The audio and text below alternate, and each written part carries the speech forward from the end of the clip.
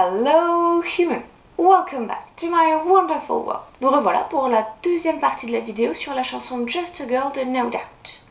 Je vous remercie pour l'accueil que vous avez fait à la première partie puisque vous avez été relativement nombreux à la regarder. Donc à mon niveau, relativement nombreux, ça veut dire une vingtaine de personnes, ce qui est déjà plutôt pas mal. Si tu n'as pas vu la vidéo précédente qui se concentre sur l'analyse des paroles, et je vais te mettre un petit lien soit quelque part en haut, soit quelque part en bas en description, soit les deux. Comme tu peux le voir aujourd'hui, j'ai laissé de côté toute la partie féminine, apparence et tout pour me concentrer un peu plus sur le côté masculin. Donc on va voir ce que ça implique dans l'analyse de la vidéo. Et donc aujourd'hui nous allons nous concentrer sur le clip vidéo parce que si les paroles se concentrent sur le côté féminin de la chose, et bien d'après moi le clip vidéo est complémentaire parce qu'il ouvre un petit peu la perspective sur le côté masculin et il permet d'ouvrir le débat sur la question des genres, de l'égalité des genres et est-ce que la masculinité est aussi négative que la féminité. Je te conseille quand même d'aller faire un petit tour sur YouTube pour regarder le clip entièrement. Je te laisse 2 minutes là pour aller jeter un œil au clip et on se retrouve juste après. Si tu es prêt à faire l'analyse du clip vidéo, eh bien en route pour la vidéo.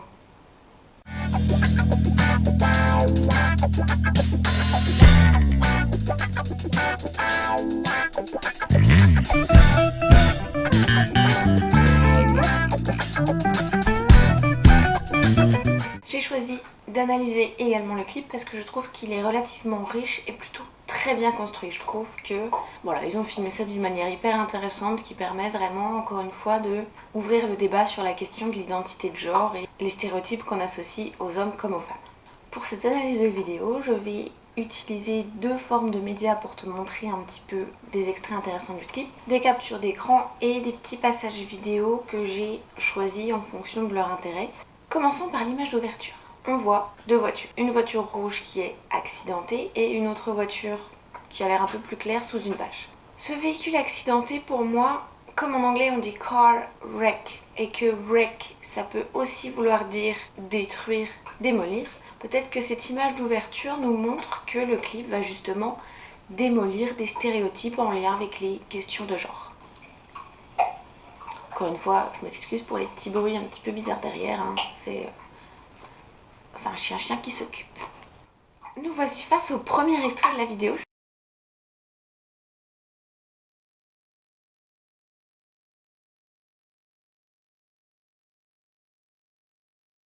La vidéo nous montre la chanteuse devant l'épave de la voiture. On fait ensuite un zoom sur des bracelets qui sont relativement enfantins. Donc là, encore une fois, c'est l'infantilisation de la femme. Ensuite, la chanteuse pose devant la voiture et on a un zoom sur différentes parties de son corps. Donc ça, c'est clairement une objectification de la femme. Ça rappelle aussi, je pense, dans les salons de voitures, ces femmes qu'on expose à côté des modèles de voitures récentes et des prototypes. Petit lien avec le prototype, justement, le mot prototype qui est utilisé dans les paroles. La femme est un produit à vendre. La femme est un objet d'art. C'est également un moyen d'attirer l'attention sur un autre produit. On voit souvent combien de publicités utilisent les femmes et la beauté des femmes pour promouvoir un produit. Par exemple, des pubs pour une certaine marque de café. On voit très souvent une femme, on se demande bien pourquoi, mais elle est là, elle aide à vendre du café. De plus, à la fin de l'extrait, la chanteuse Gwen Stefani prend une posture qui pour moi est quand même relativement infantilisante puisque ça la fait paraître petite et faible et aussi un petit peu enfantine. Pour notre deuxième extrait vidéo.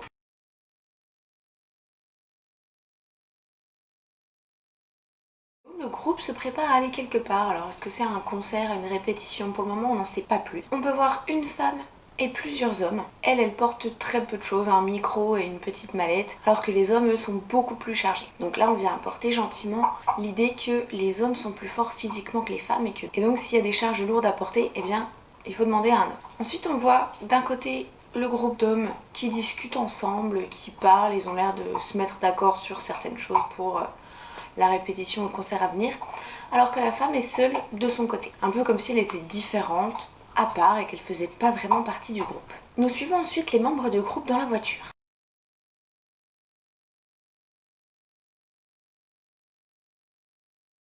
La femme est assise derrière, entre 2 hommes. Ce n'est pas elle qui conduit, encore une fois, elle n'est pas vraiment actrice de sa vie, elle se fait déplacer quelque part. Et d'ailleurs, on dirait que les deux hommes sont ses gardes du corps. C'est directement en lien avec la chanson puisque c'est à peu près au moment où elle dit "This world is forcing me to hold your hand".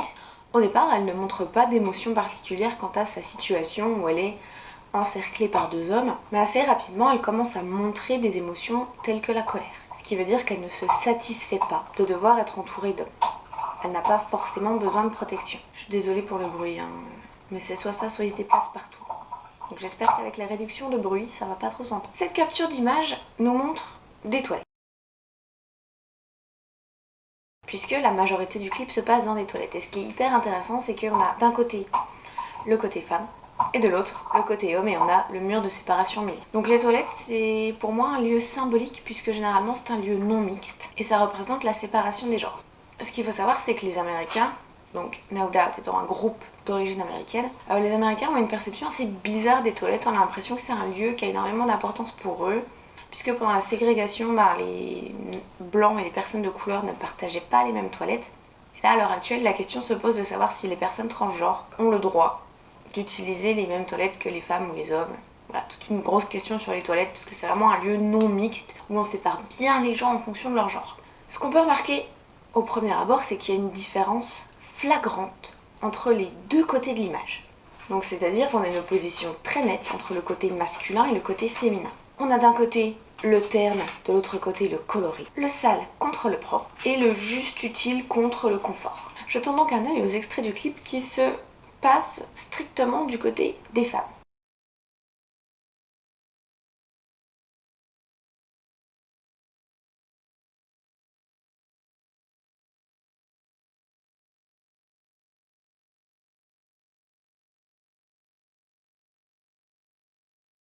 On peut voir d'abord qu'à la différence des hommes, il y a du personnel d'entretien. On a deux femmes relativement âgées qui se tiennent dans les toilettes pour nettoyer, amener de l'assistance, voilà.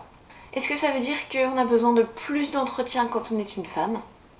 Est-ce que c'est pas aussi le côté un petit peu princesse, où on se salit pas les mains, on est assisté, on a besoin que quelqu'un nous tende une serviette, nous ouvre la porte?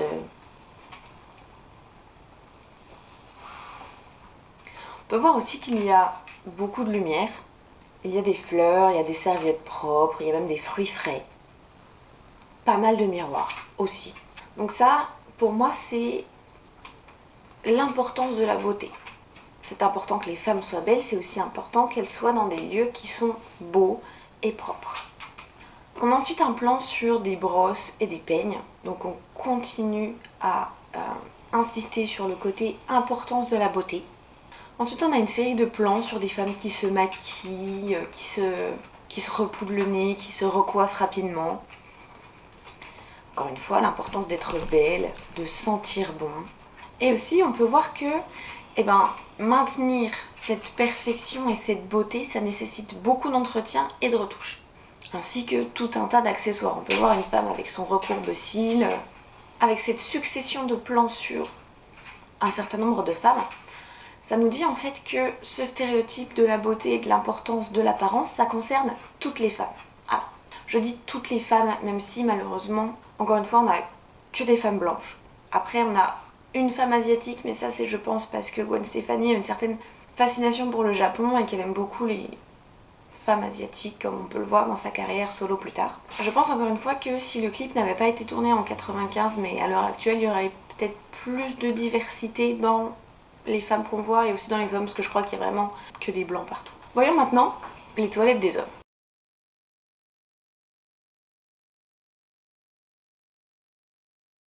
On peut voir qu'il y a une très nette opposition entre les deux côtés. Tout est sale et ou cassé, parce que oui, ça peut être et sale et cassé, ou bien juste sale ou bien juste cassé. Il y a des graffitis, il y a des bouteilles de bière vide, enfin je sais pas pour vous. C'est peut-être mon côté féminin qui parle, mais moi, j'ouvre la porte et je trouve des toilettes comme ça, soit je me retiens, soit je vais faire ce que j'ai à faire dehors.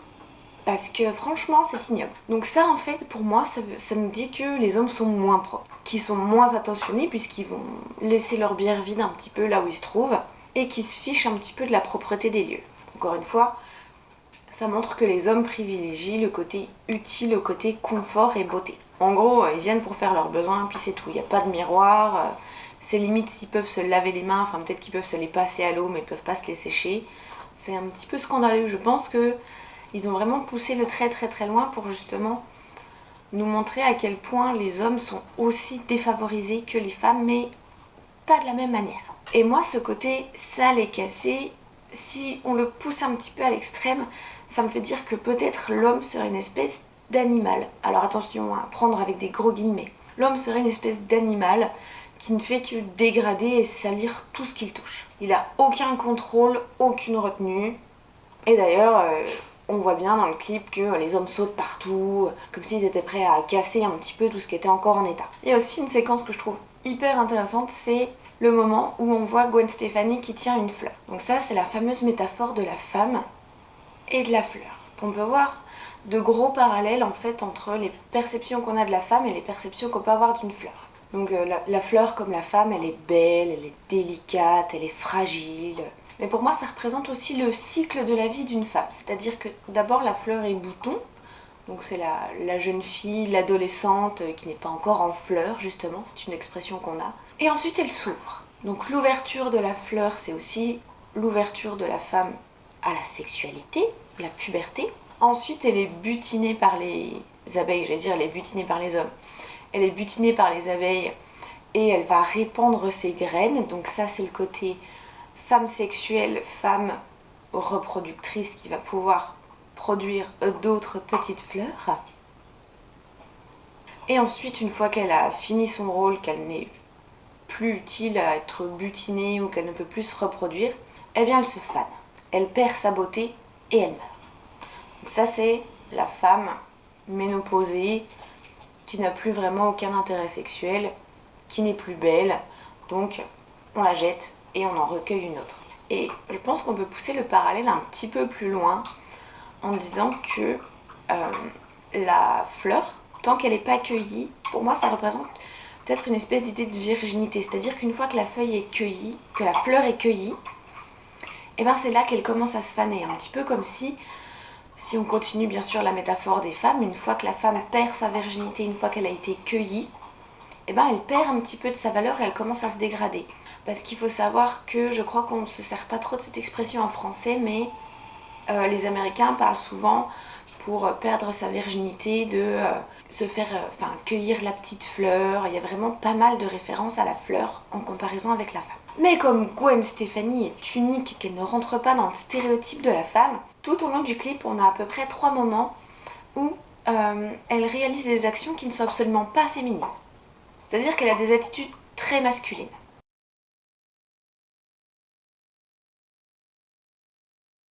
Danse de manière qui n'est pas sexy du tout. Elle saute, elle envoie un coup de pied, donc c'est un petit peu le côté agressif des hommes qu'elle reprend pour elle. Et même à la fin, on la voit faire des pompes. Donc en gros, par ces images... Chut, Mika. Oui, t'as un bon chien. Oui, t'as un bon chien. Tu veux te montrer? Tu veux te montrer comme t'es beau? Non, oui.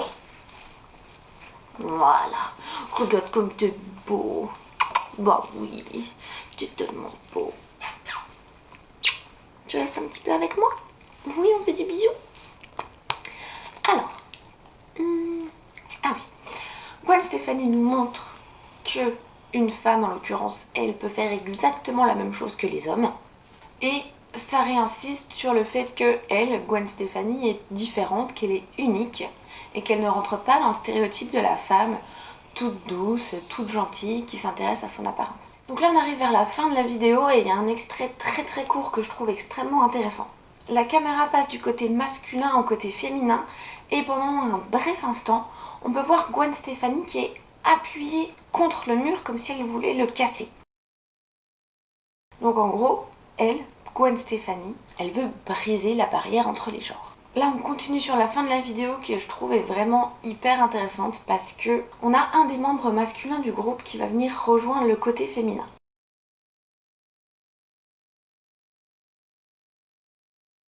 Et ce qui est vraiment top, c'est que pour s'élever, sortir de ce côté masculin, sale et vraiment où on n'a pas envie d'être, il a besoin d'être aidé par les autres hommes pour s'élever. Et ensuite pour redescendre du côté des femmes, il a aussi besoin de leur aide. Donc ça veut dire que si on veut être égaux, il faut que tout le monde se soutienne. Il faut que les hommes se soutiennent entre eux pour sortir un petit peu des stéréotypes de la masculinité toxique. Et il faut également que les femmes les aident à sortir de ce côté masculinité toxique, qu'elles les soutiennent. Et les hommes aussi doivent soutenir les femmes pour leur permettre d'être un peu moins féminines et un peu plus masculines. En gros, on a besoin de s'entraider mutuellement en tant qu'humains pour avancer vers une égalité des genres qui sera vraiment positive pour tout le monde. À la fin, tout le monde est dans la même pièce. Il a suffi qu'une personne fasse l'effort de passer de l'autre côté pour montrer l'exemple et que d'autres personnes le suivent. Donc en gros, il suffit d'une personne pour amorcer le changement. Et ça, c'est hyper important parce que c'est un petit peu la phrase « Be part of the change »,« Be the change you want to see in the world ».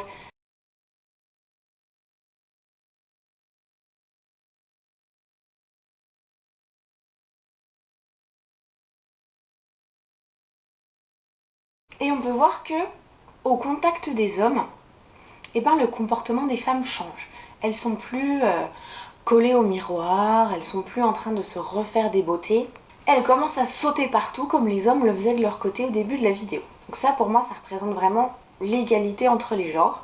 Qu'en fait, comme les hommes sont passés du côté des femmes, eux aussi, ils ont le droit de profiter du côté un petit peu joli et propre. Et les femmes, elles ont plus besoin d'être jolies et propres et elles peuvent sauter partout et vraiment s'amuser. Alors, là, on va faire un petit passage... Oui, t'as un beau petit cœur. On va faire un petit passage sur les keywords en anglais. J'aurais besoin que tu descendes, Nook Nook. Mamie, parce que j'ai besoin de clavier. Tu seras un bon chien, tu fais pas de bruit, tu restes au pied de Tati. On revient sur l'image du début de clip avec le car wreck. Alors j'ai mis en interrogation, est-ce que c'est une référence au fait que les femmes sont de mauvaises conductrices? Peut-être, pourquoi pas. Mais je pense que c'est vraiment le côté tear down, demolish a stereotype. For the bathroom, we have the men's side, which is dark, gloomy, dirty and broken down. Men don't care about decoration or cleanliness. On the woman's side, it is colorful, cheerful, clean, perfect. Women like beautiful and clean things. The flower stereotype. Women are delicate flowers. This video compares men and women. It breaks stereotypes.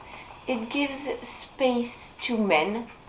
And it shows that the way we see men is also negative. C'est déjà le moment de conclure. Là, tu vas me voir regarder un petit peu plus ma feuille parce que je me suis pas trop remis le script en tête avant de commencer. Je m'excuse, c'est pas bien. Méchant moi. Oh. Alors, dans ce cas, le clip vidéo permet non seulement d'illustrer les paroles, mais aussi d'apporter des informations supplémentaires. Et donc là, avec ce clip, on ne s'intéresse plus seulement aux femmes. On n'a plus Just a Girl, mais on va vraiment plus loin sur déconstruire les stéréotypes liés au genre. D'abord parce que le concept de masculinité est aussi négatif que le concept de féminité, puisqu'il emprisonne les gens dans un certain type de comportement et dans un certain style de vie, j'ai envie de dire. Et ensuite parce que si on veut détruire les stéréotypes entourant l'idée de la femme, il faut aussi détruire les stéréotypes entourant l'homme. On doit aussi libérer les hommes. Parce que libérer la femme, c'est bien. Mais il faut aussi qu'on libère les hommes de leur masculinité toxique. Alors j'insiste là-dessus, mais c'est parce que je trouve que c'est hyper important de vraiment mettre l'accent aussi sur le fait qu'il n'y a pas que les femmes qui sont emprisonnées. Et je pense que les hommes doivent prendre conscience que eux aussi, malgré leur impression de liberté, ils sont vraiment emprisonnés dans une toute petite boîte qui leur permet pas vraiment de vivre leur vie à fond. Et le clip nous montre très clairement que les deux genres, alors je mets des guillemets à deux genres parce que à l'heure actuelle, on est d'accord, on n'est pas d'accord. Hein. C'est vrai que si on est à l'aise dans son genre de naissance et que tout va bien pour nous, on se rend peut-être pas compte qu'il y a plus que mec et femme. On y reviendra. Donc le clip nous montre très clairement que les deux genres peuvent bénéficier des mêmes représentations. C'est-à-dire qu'on peut représenter l'homme dans un contexte féminin et on peut représenter la femme dans un contexte masculin. Et que pour parvenir à un statut égalitaire entre l'homme et la femme, eh bien on doit coopérer, on doit s'entraider. Les hommes, hétéros, ont le droit d'aimer les belles choses et le confort. Et les femmes hétéros ont le droit d'être actives et libérées de cette pression d'être toujours impeccables. Tirées à 4 épingles, comme on dit. Alors, si j'ai voulu faire une analyse du clip vidéo, c'est parce que, en fait, c'est hyper important d'analyser ce qu'on voit en vidéo. On est gavé d'images. Je sais pas pour vous, mais moi, je suis accro aux écrans.